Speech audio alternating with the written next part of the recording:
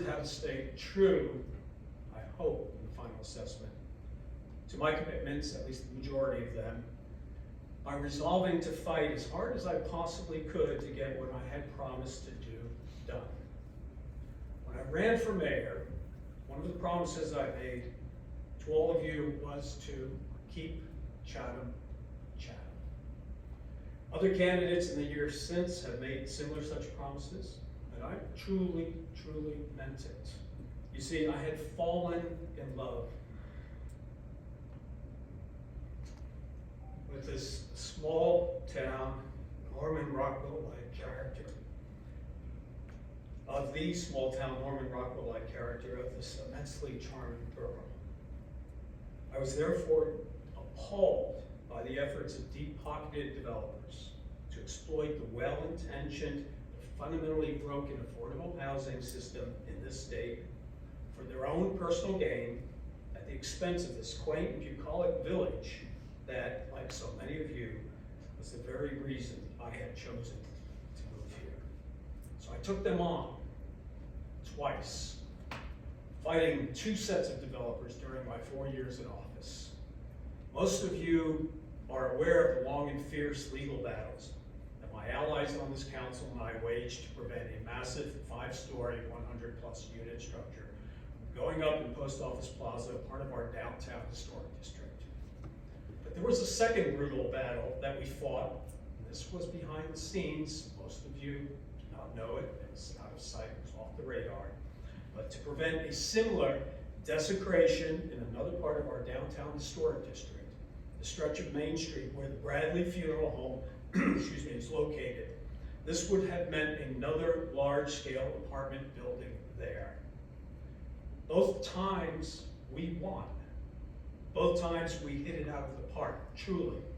As one mayor of another New Jersey community said to me last April, "Thad, no one wins that kind of fight in this state." But we did, and we did it twice.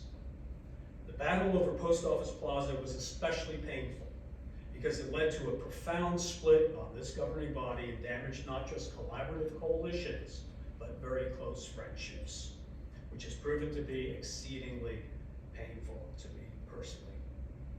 But it was still the right thing to do, as this was a battle for Chatham's future, for how the borough would be defined for decades to come.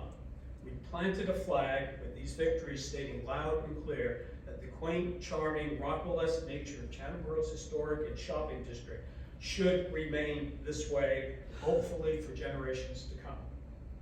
That was what was at stake here, to preserve small town Chatham, and by so doing, to keep this the beautiful village-like community that brought so many of us here in the first place. As one of our council members so compellingly put it during the vote on Post Office Plaza, this is a rough quote, "Chatham Borough is not Summit, nor is it Morristown. If you prefer the feel and the vibe of Summit or of Morristown, move there. This is Chatham. We are a charming, quaint, small town, and we should stay that way." Folks, I believe that when all is said and done, this is going to be a huge part of my legacy. History may judge me for well or not well on this, but the fact that I stood up to two sets of deep-pocketed developers is something that I will wear as a badge of honor as long as I live. The fact that I did not sell out is something that I will wear as a badge of honor for as long as I live. The fact that I fought as hard as I humanly could to preserve the beautiful small town character of this very beautiful borough is something that I will take with pride to my grave.